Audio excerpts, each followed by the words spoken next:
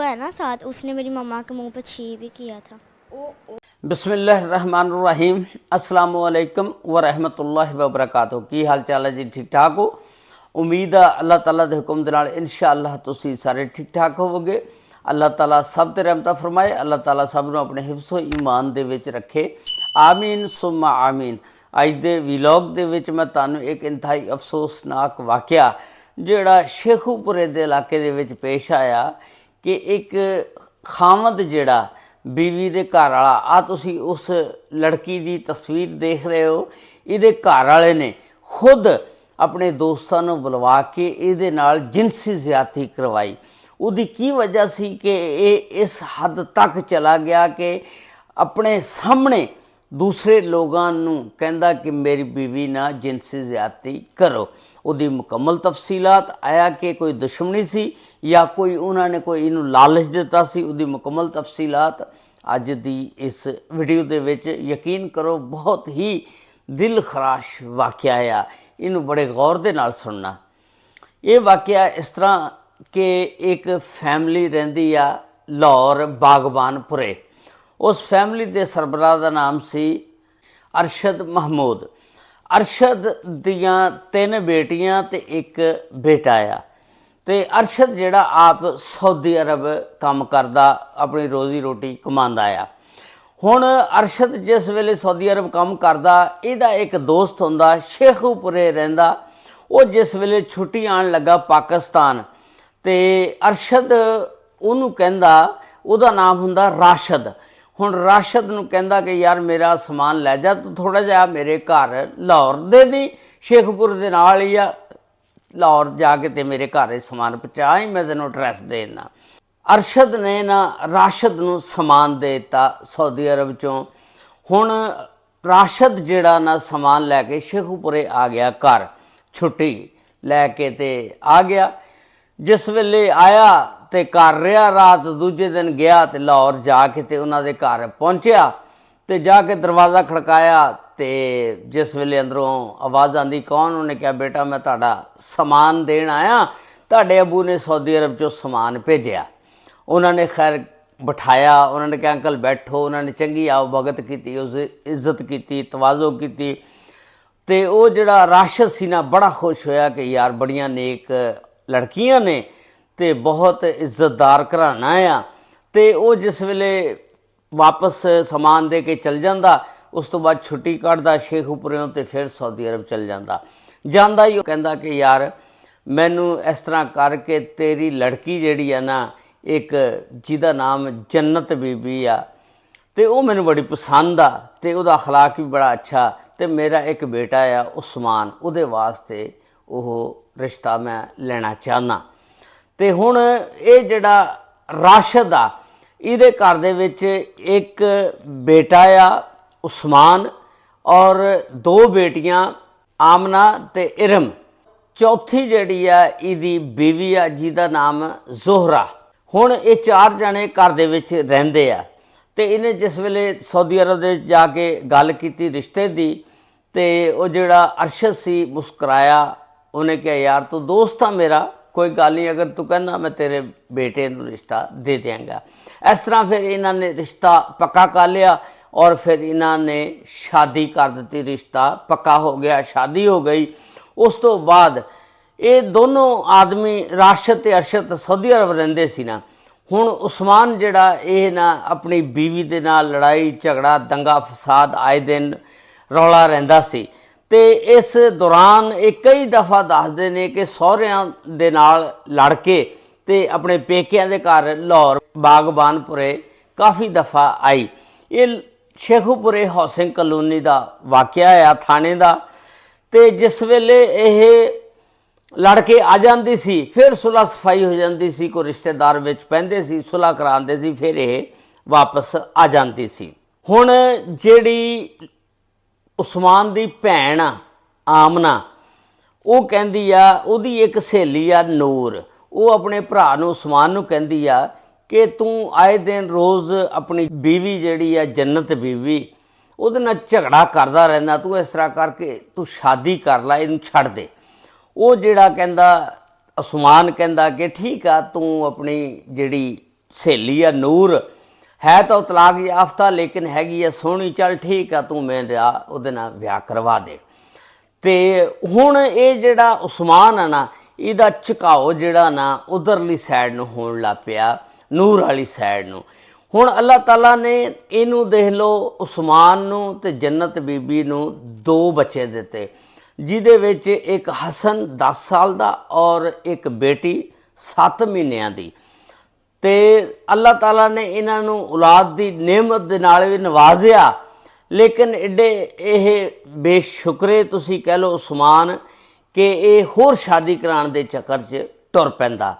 ਤੇ ਉਧਰ ਨੂੰ ਜਿਸ ਵੇਲੇ ਜਾਂਦਾ ਬਹਿੰਦਾ ਉੱਠਦਾ, ਇਹ 28 ਸਤੰਬਰ ਦਾ ਵਾਕਿਆ ਕਿ ਰਾਤ ਨੂੰ ਇਹਦੀ ਫੁੱਫੋ ਤੇ ਅੰਮੀ ਗੱਲਾਂ ਕਰਦੀਆਂ ਕਿ ਬਹੁਤ ਸਾਰਾ ਉਹ ਨਾ ਪੀਜ਼ਾ ਸ਼ਵਾਰਮੇ ਵਗੈਰਾ ਕਾਫੀ ਉਹ ਲੈ ਕੇ ਨਾ ਉਹਨੂੰ ਦੇ ਕੇ ਆਉਂਦਾ ਨੂਰ ਨੂੰ।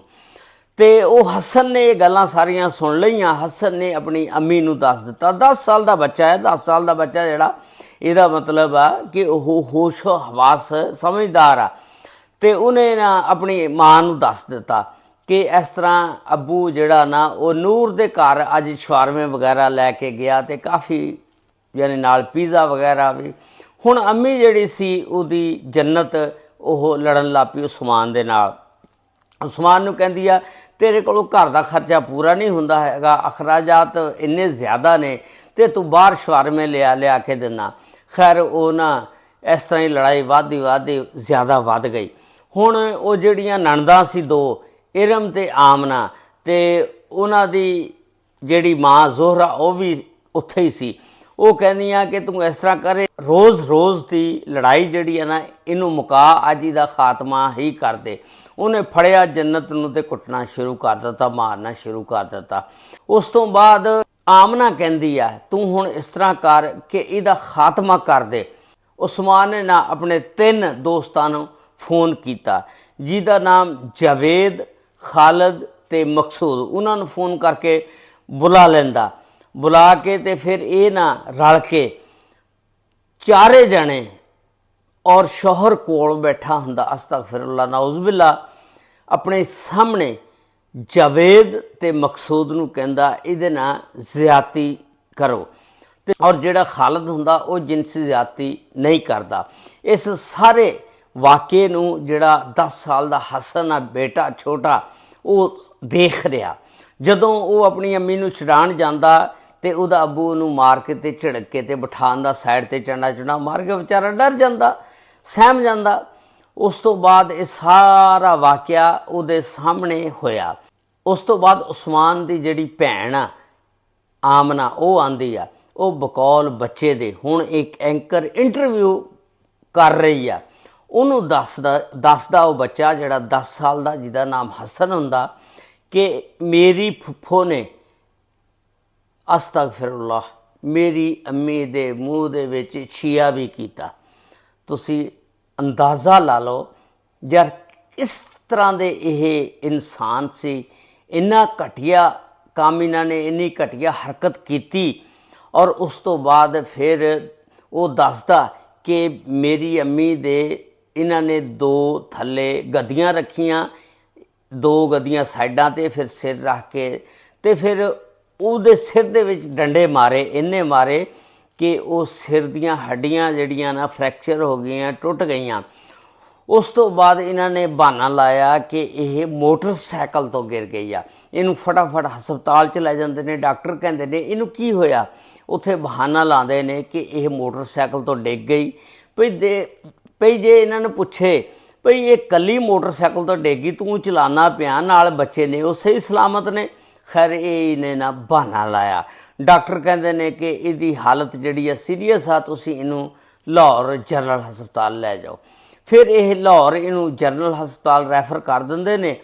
ਉਸ ਤੋਂ ਬਾਅਦ ਫਿਰ ਇਹ ਜਿਹੜੇ ਨੇ ਉਸਮਾਨ ਉਹਦੇ ਘਰ ਵਾਲਿਆਂ ਨੂੰ ਫੋਨ ਕਰਦੇ ਨੇ ਕਿ ਜਿਹੜੀ ਜੰਨਤ ਆ ਇਹ ਮੋਟਰਸਾਈਕਲ ਤੋਂ ਗਿਰ ਕੇ ਇਹਦੇ ਸੱਟ ਲੱਗ ਗਿਆ, ਤੁਸੀਂ ਹਸਪਤਾਲ ਆ ਜਾਓ। ਇਹ ਫੌਰੀ ਹਸਪਤਾਲ ਆ ਜਾਂਦੇ ਨੇ। ਉਸ ਤੋਂ ਬਾਅਦ ਇਹ ਆਪਣੇ ਬਾਹਰ ਸਾਊਦੀ ਅਰਬ ਦੇ ਵਿੱਚ ਵਾਲਦ ਸਾਹਿਬ ਨੂੰ ਦੱਸਦੇ ਨੇ। ਸਾਊਦੀ ਅਰਬੋਂ ਇਸ ਜੰਨਤ ਬੀਬੀ ਦਾ ਵਾਲਦ ਵੀ ਵਾਪਸ ਆ ਜਾਂਦਾ। ਆ ਕੇ ਆਪਣੀ ਬੱਚੀ ਨੂੰ ਵੇਖਦਾ। ਬੱਚੀ ਜਿਹੜੀ ਆ 28 ਸਤੰਬਰ ਨੂੰ ਇਹ ਵਾਕਿਆ ਪੇਸ਼ ਆਇਆ। 7 ਅਕਤੂਬਰ ਤੱਕ ਉਸ ਬੱਚੀ ਨੂੰ ਹੋਸ਼ ਨਹੀਂ ਆਇਆ। 7 ਅਕਤੂਬਰ ਤੋਂ ਬਾਅਦ ਉਹ ਜਿਹੜਾ 10 ਸਾਲ ਦਾ ਹਸਨ ਸੀ ਨਾ, ਉਹਨਾਂ ਨੇ ਆਪਣੀਆਂ ਮਾਸੀਆਂ ਨੂੰ ਇਹ ਸਾਰੀ ਗੱਲਬਾਤ ਦੱਸ ਦਿੱਤੀ ਕਿ ਇਸ ਤਰ੍ਹਾਂ ਅਸਲ ਗੱਲ ਹੋਈ ਆ। ਇਹ ਮੋਟਰਸਾਈਕਲ ਤੋਂ ਕੋਈ ਨਹੀਂ ਸੀ ਗਿਰੀ। ਪਹਿਲਾਂ ਤਾਂ ਉਹ ਡਰਾਇਆ ਸੀ ਨਾ ਪਿਓ ਨੇ, ਤੇ ਉਹ ਨਹੀਂ ਸੀ ਦੱਸਦਾ। ਬਾਅਦ ਦੇ ਵਿੱਚ ਉਹਨੇ ਸਾਰਾ ਕੁਝ ਦੱਸ ਦਿੱਤਾ। ਜਿਸ ਵੇਲੇ ਦੱਸਿਆ ਤੇ ਉਹਨਾਂ ਦੇ ਹੋਸ਼ ਉੜ ਗਏ ਔਰ ਉਹਨਾਂ ਨੇ ਫਟਾਫਟ 15 ਤੇ ਕਾਲ ਕੀਤੀ, ਪੁਲਿਸ ਨੂੰ ਬੁਲਵਾਇਆ ਔਰ ਇਸ ਦੇ ਗਵਾਹ ਮੌਕੇ ਦਾ ਜਿਹੜਾ ਬਣਿਆ ਹਸਨ ਕੋਲੋਂ ਪੁਲਿਸ ਨੇ ਫਿਰ ਸਾਰਾ ਬਿਆਨ ਰਿਕਾਰਡ ਕੀਤਾ, ਸੁਣਿਆ।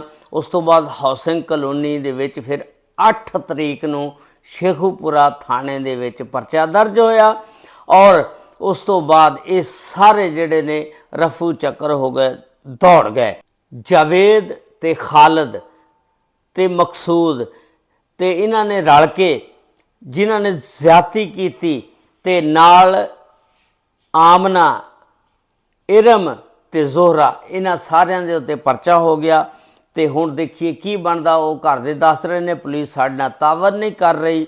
ਤੇ ਮੇਰੇ ਤੇ ਦੇਖਣ ਦੇ ਵਿੱਚ ਇਹ ਵੀ ਕੇਸ ਜਿਹੜਾ CCD ਨੂੰ ਦੇ ਦੇਣਾ ਚਾਹੀਦਾ, ਕਿਉਂਕਿ ਉਹ ਜੰਨਤ ਜਿਹੜੀ ਆਪਣੀ ਜ਼ਿੰਦਗੀ ਦੀ ਜੰਗ ਹਜੇ ਹਸਪਤਾਲ ਦੇ ਵਿੱਚ ਪੈ ਕੇ ਲੜ ਰਹੀ ਆ, ਉਹਨੂੰ ਕੋਈ ਪਤਾ ਨਹੀਂ ਪਈ ਮੈਂ ਕਿੱਥੇ ਪਈ ਹਾਂ, ਉਹਨੇ ਬਚਣਾ ਜਾਂ ਨਹੀਂ ਬਚਣਾ।